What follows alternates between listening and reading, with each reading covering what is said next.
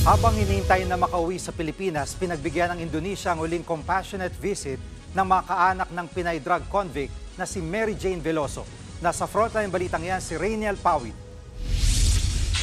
Puspusan ang pag-aayos ni Mark sa kwartong ito sa bahay nila sa Nueva Ecija.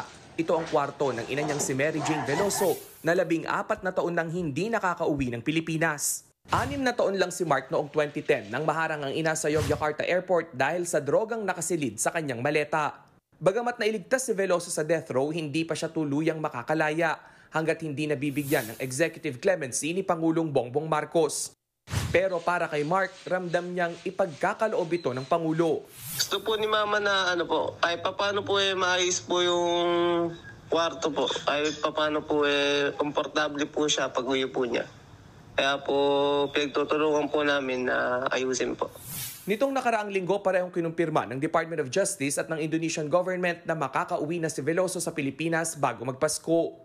Pero habang wala pa itong pinal na petsa, pinayagan muna ang pamilya Veloso sa huling compassionate visit sa December 16 hanggang 19. Ayon naman sa Embahada ng Pilipinas sa Indonesia, tanggap doon ang pagpapauwi kay Veloso sa Pilipinas. Mary Jane kasi is the narrative, of course, is an overseas Filipino who was victimized by drug traffickers, and this is something that ordinary Indonesians could relate to, given that they have a lot of overseas workers. Aminado ang DFA na pagbalik bansa ni Mary Jane ay hindi agad maibibigay ang executive clemency at kinakailangan niya munang manatili sa Correctional Institution for Women.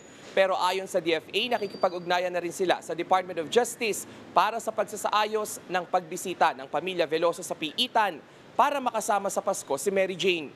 Nagbabalita mula sa Frontline, Rainiel Pawid, News 5. Mga kapatid, Jiggy Manikad po, iba na ang may alam at may pakialam sa panahon ngayon.